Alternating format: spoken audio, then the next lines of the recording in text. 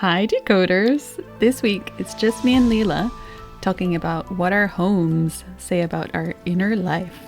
Ooh, stay tuned. Hi, I'm Kiran Trace. Welcome to Humans Decoded, a story of hobbits, fairies, elves, dwarfs, gnomes, and humans. If you get lost at any point, there is a deep dive on all the different avatars in episode 1. It includes notes. Thank you for joining us in a fun little chat about the vast potential of our human makeup.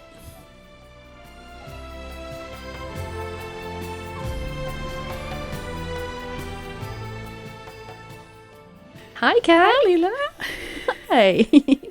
So good to see you. Do you come here often? Indeed, I happen to gather here about once a week. What a coincidence. I just finished my guest bedroom. Woo! Yeah, gosh, I mean, I see your headboard, the headboard of your guest bed in the background where you record, and it is a total dream. So yeah, today is just me and Leela, and we love talking about, well, everything, but also design and aesthetics and all things pretty. And it's really funny sometimes when we meet up, we're both wearing the same thing, but it'll be like an elf version of it, and I'll have the fairy version of it. For example, Leela's wearing like a crisp white button shirt, and I'm also wearing a button shirt, but mine will have flowers on it. And so along the lines of design, we thought it'd be fun to break down our housing and design styles and the different ways we approach them. Yeah, because I think maybe our homes are similar in that way. Like there's the fairy version and there's the elf version. I love that we share that passion for homemaking and interior design. It's something that gives me so much joy, and it's also a big part of my social media world, like beautifully designed spaces, beautiful interior design, and delicious furniture, etc. And yeah, I do notice the fundamental difference between an elf and a fairy home, like each time I visit you. And I so love to have the opportunity to really, lay it all out there to illustrate how making home and feeling at home gets to be a unique and authentic expression of you. Because it's so fun and delicious. And of course, there's a deeper layer to it, obviously. Like, how do we feel at home, and how can we recognize that we're allowed to be home? I think growing up in the environment that I did, home felt like something you do for someone else. So we're doing this for the company. So you have a formal sitting room for guests and a separate family living room with a TV where you squirrel away and relax. So it's almost like everything is front of house facing with this formality and expectation that, this is how you present. And to some extent, I still carry that tension. Like, am I doing this right? I don't think I'm a natural host, because when I was younger, it always felt like such an ordeal to have people come over. And so now I carry that conditioning. So if someone's coming to my house, it's hard for me to be like completely at ease, because I'm still like, oh, I have to perform for you. Did I clean enough for you? And obviously it's easing off a bit, but I still carry that concern about whether I'm getting it right. Yeah, I can relate a lot to what you're saying. And for me, it's when it's a true yes to have somebody over, when it's a true yes to host, I can be the absolute like domestic goddess. And it's such a joy. But when it's not the true delicious, the true yes of the moment for me, when it's not truly authentic in my being, oh God, it's such a shit show. There's so much effort involved. And, I see where it's coming from. When I grew up with my mom, she would always clean the whole house before anyone could come over. It's like, this is how we do it. And I can see, from awareness, it's that little bit of a not good enough. There's a bit of unworthy that feels like home is something that needs to be performed, as opposed to just simply being home. Like, first of all, in this body, in my body, in this moment, just as I am. And then that little bit of not good enough or unworthy, performing home can mirror as seemingly very small things like I don't know, denying myself the comfort of a soft blanket on my couch, or maybe not getting the super delicious bed sheets I'd actually love to sleep in. Just in order, I see in there a tendency to keep that tender, intimate quality of the moment just a little bit away from me, because it's like, ooh, this is too much. It's too loving, like so much tenderness. I don't know myself there. Yeah, I think it's kind of like what we talked about in the wardrobe episode, that if you put on a sweater, you're like, I don't recognize myself in this. But what if that sweater is actually a really beautiful expression of an authentic Leela or Cami, or an authentic you? We'll link the episode below in the show notes for sure, about where we talk about clothing. And I think we both have had or are having this experience with our homes as well. A bit of a, ooh, this feels a bit too big, or maybe a bit too unknown here. And I'd love to flesh out more about how we went about this, moving in and homemaking, because it's a really different process for a fairy or for an elf, and it does so beautifully reflect just our authenticity, no? Yeah, you guys have heard me talk about it on the podcast a bunch of times, but I moved into an apartment a year ago, last April, and I started off with some really great practical pointers from Kiran, and that sort of unlocked something in me, because suddenly I felt free to dream, and I made the Pinterest board of my dreams. Mm-hmm. And then it was a really fun and fulfilling journey to just experiment with colors in a way that I had never done before, and just kind of lean all the way in. And in some ways it felt like starting from scratch, so I could leave some of the previous conditioning behind, and there was this new invitation, like, what lights me up inside? Kiran kind of put me on the right track, so she helped me design a home for how I live. She was like, you'll probably never put your groceries away, so get a very long dining table where you can dump all your stuff in one end and eat in the other. And then just get tons of storage, because fairies have infinite hobbies and a ton of stuff. And I just love the world of interiors and design, so I've watched a few courses, and I love kind of hearing how people tackle things. But one thing that really stuck with me was a woman describing a living room that wasn't hers, but she walked into it and felt so luxurious. So she was like, right, let's break it down. What is it in this space that makes me feel so at ease, like so elevated, like, oh. And she said it came down to everything she needs being within reaching distance. So she sits down, there's a table for her cup. She looks left, there's a table for her book. There's a blanket for this. She needs a candle, there's a lighter right there. So she said people tend to design for how they imagine they would live versus how they're actually living. And I think that was such a game changer. For example, I finally got a TV in my bedroom. I have always had such a judgment about having TVs in the bedroom. Like, I don't know what it is. Like, oh, it's tacky or irresponsible or something. But how I was actually living was like watching my phone in bed to fall asleep, like most nights. Kind of tucked away under the covers. And it's so silly because now I have a TV in my room and it's great, and I probably use my phone like a ton less, and I probably watch it less because it's like it's more comfort out in the open. Oh, it's so funny. And it's such a different experience to make a home for like the fantasy version of myself versus my actual self. And I remember I had this beautiful minimalist table on my balcony and these chairs that I quite liked.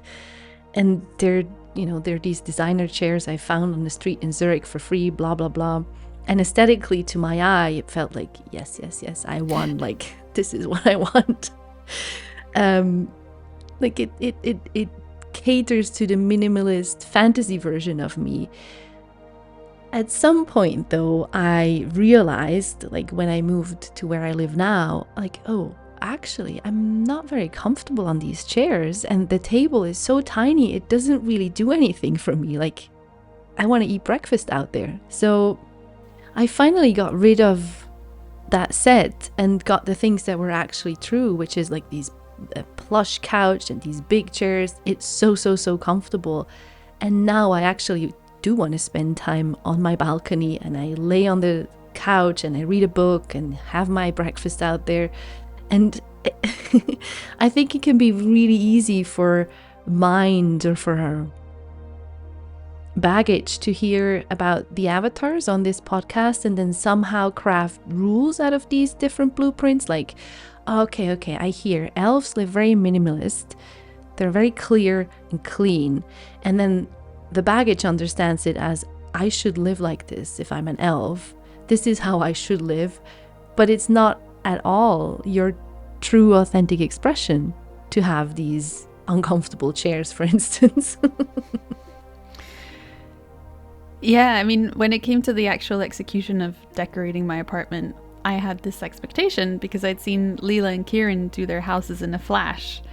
You know, like, it just happened within a couple weeks. So I was like, cool, that'll be same for me. But actually, more than a year later, I'm still working on it. I only just finished painting my cupboard, which is kind of the crowning piece of my living room. And I'm sort of edging towards the end of decorating, but I did have this expectation that I'd basically move just like an elf and have it done in no time. When I did move to Ticino, where I live now, it's true. I think I unpacked everything in a day or two. Like, it was just done. Like, even hanging up the pictures was done within, I think, a week. I couldn't quite believe how fast and efficient it sort of did itself. You know, to me, moving has always been this huge undertaking with a lot of effort, and it's so much work.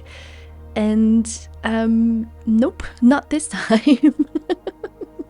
I moved in, unpacked everything, and then all the delicious rugs I wanted just appeared.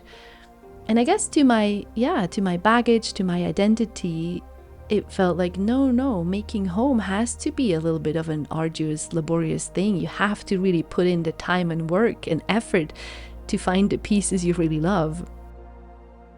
And it turns out that if I just let life do Leela, which is to say, just be the authentic being, just let the being move authentically, there's no effort at all. Furniture just appears, and that's an example for a very authentic Leela movement. And, you know, I do have the experience of a very inauthentic Leela movement, which was when I redesigned my old apartment just right after my ex-partner died with an architect friend. And that was so effortful because in her process, there was a lot of, you go to the stores and you look at the things because you have to see it all in form and potentially do a lot of research. So that's not at all my authentic movement, right? Like, I have the idea, I have the vibe I'm going for. I'm not going to go do a lot of research in stores. But my friend who's a gnome, she loves doing the research. She loves, you know, to really go and look at the stuff in the store. And speaking of inauthentic movements, I'm thinking about a friend I have here in Ticino. They live very spiritually, frugally, you know, very self-sustaining. So they grow their own vegetables, they have their own well for water, and everything is super organic and, in air quotes, like spiritually perfect, in the sense of like they use very little resources, they recycle everything. They even grow vegetables in their compost. And the home is so austere, like there's hardly anything to sit on, and the surfaces you can sit on are very, very hard. Like, my bum hurts when I go there. So everything is sort of screaming frugal, austere, and I do hear the word punishment in there as well, to be honest. And it's a bit heartbreaking because the authentic blueprint of that friend is Hobbit. So authentically, that would be a very warm, a very cozy, a very comfortable home with lots of soft things to cuddle up with. I remember you took me to this friend's house, and considering what a very spacious being he actually is. In some ways, I know this sounds like an exaggeration, but I almost felt insulted by all the austerity. It felt like, what? Like, look at everything like Source has created on this planet. Why would you say that only this tiny little slice of form, like this very narrow, strict lane, is, spiritual or worthy or life? Like, there's the whole of creation, and then you've siloed yourself into one hard corner, and you're saying, this is the way to higher consciousness. I mean, we live in the 21st century. There's superstores. There's so much wealth of comfort that's available and affordable that comes in 100 different colors and textures. Like, why wouldn't you just embrace all of that? Yeah, because of the baggage, right? That's why we deny ourselves to rest as awareness in awareness, just as we are. And it's funny, I think, how blind we can be to some of these pieces of baggage, right? I don't think that my friend that we're talking about really sees how the home they live in is such a screaming mirror of unworthy. Like, I'm not worthy of something soft to sit on. I'm not worthy of a warm house or, a blanket, a pillow, for fuck's sake. And I think those pain bodies can sneak in through all sorts of avenues. One of them is very overt austerity, but the other one might be reaching for, like, sort of Instagram prescriptions. They're not actually coming from your being. And so it's really easy to, like, see all these pretty pictures and be like, I want to live like that. But actually, for your being, it's like a huge effort and reach, and it might not have anything to do with your own kind of values and needs. And even this podcast might trip you up in a way, because we can be very quick to pick up, this is how it's done now. Like, oh, I'm a fairy, so my house needs to look like this. Or I'm a gnome. Did I research enough to be a gnome? And the point of all the avatar talk is to know that you are allowed to inhabit a very unique footprint. For example, I have this really sweet hobbit friend, and he's always moving so fast, and I can just see that it's not authentic to his system. So sometimes when he comes around, I'm like, we can slow down, There's always like that invitation, like, we could go there, or we could just like stay at home for another 40 minutes before we go out. Do you want some snacks? And wouldn't it be wonderful to have a space for yourself that caters to your being's innermost needs? Like, wouldn't that be the ultimate grace to yourself? To create a space that nourishes you in your unique way. Like, if you're a dwarf, have the biggest tool shed in all of the land, the biggest garage, or maybe like infinite marble tiles and like all the things that light you up inside. And it really is a gift for everyone around you to see someone in their unique footprint. It's almost like it opens up permission for other people to be like, oh, I can kind of lean into what I want too. It's so beautiful what you're saying, Cam. Just the full, authentic expression coming through. It's so alive. It's so yummy. And, even if you listening right now don't exactly know which avatar you are, it's fine. Like, just listen for the little bit of an exhale maybe in your body, or the little bit of a softening in the body when it comes to being home. Just what Cami said, like, what lights you up inside? Where's that little spark of joy, as they sometimes call it? And, ultimately, it's not about the external home. It's about being home inside of yourself, inside of this body, and just really be here now in this moment. Because this is actual home, guys. It's not the house you live in. Yes. It's not what sofa I have. It's not which rugs I put down. Like, the rugs and sofa are the external expression of what is sort of inside of me, inside of my system, inside of my being. Yeah. home inside first, and then the rest can tumble in more organically.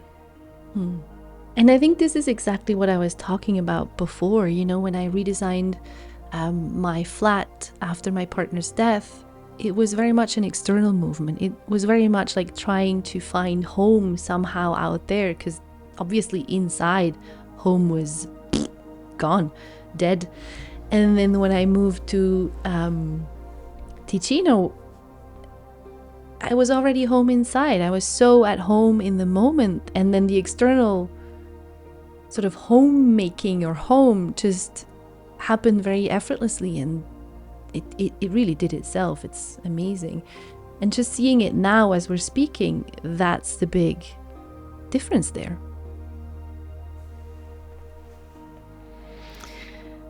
I mean, even though this apartment has been an absolute joy, I don't want to give the impression that I got it right first go and that it's been smooth sailing the whole way through. Like, some pain bodies have snuck in for sure. And I can see the places where I get caught up in a little bit of identity, because it turns choosing curtains into an 8-week-long saga. And there's always these little creepy crawlers about, like these little pieces of baggage or kind of beliefs that you get hooked on. And sometimes I'll know when something was done from the being, because I'll buy it once and it just gives me joy over and over again, and then all these like different intelligences are revealed down the line. But when it's bought from separate self, I'll buy it and I'll want to return it, but then the return window is closed, so I have to like write to the manager, and then it's the wrong size, and then I don't know where to put it, and then I sell it, but the person didn't show up. And then it goes on and on and on. Yeah, there's a lot of effort when separate self, when a bit of baggage is involved, there's a lot of effort. Gosh. When it gets its like sticky little hands in there. Like, now I remember how, like, arriving here, yes, it was super effortless and everything did itself, blah, blah, blah. But moving, I remember there was like this one chair that felt like I'm responsible for it, to get rid of it. Like, the one chair, I must somehow effort to, I don't know, find a new home, sell it. It was so funny. Like, there's always like the one thing that you have to do according to Pain Body. Yeah. It's like, Pain Body's like, I'll take this one. Yes. And then just makes a meal of it. Oh my god. Nevertheless, what's true is that ultimately we are already effortlessly at home, just as we are in this moment. This is it. Like, there's nothing we would need to do in order to be home. Like, there's this, in a way, there's just this beautiful invitation to relax. Like, unbutton your jeans, let yourself be comfortable. There's nothing to do. You're already here, home. I had a friend over recently, and she said, you know, your big sofa just makes me want to lie down on it, but I'm not gonna. And then she was looking at this piece of quiche we'd been eating, and she was like, that last piece of quiche is really calling me, but I won't. So I said, girl, first of all, lie down on the sofa, get comfortable. I covered her in blankets. And then I was like, we're going to rest that plate on your belly, and you can have that last piece of quiche. And her expression was like, ah, but then she was like, okay, I better lean into it. And then she was just like flushed with delight. It was like this cozy little gnome munching on some quiche. Like, I could have eaten her. She looked so content. And I feel like life is always giving us these invitations, these little kind of like quips from your being, like, over here. But it's so easy to walk past. And that's really where it starts. Like, home starts right there, like in that little invitation from the moment, just melting into the opportunity that's already here. And there's nothing to add. Like, Yes, amen. Beautifully said, Cam. And I love your description of the joy you get from your friend being in her actual yes. Like, if we dare to melt into the opportunity, as you said, it's the biggest joy for everyone. The whole moment just rejoices. It's such a gift if we dare to go like all the way with the blankets and the quiche. Take the jeans off.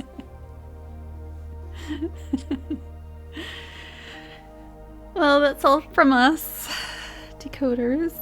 We'll see you next week with Kiran in tow. Looking forward. Maybe in the meantime, if you want to share your homemaking stories with us, we're delighted to hear from you. Or maybe you feel called to leave a review. We so appreciate those. It helps other people find our show. And yeah, talk to you next week. Bye. Thank you for listening. We obviously love hearing what you think. Your feedback helps us make a better show for you to listen to. So feel free to comment, and you can do it at Facebook, which is the Humans Decoded podcast. And if you're not on social, you can always email any questions to us at outreach@kirantrace.com. And thanks for listening. We love you.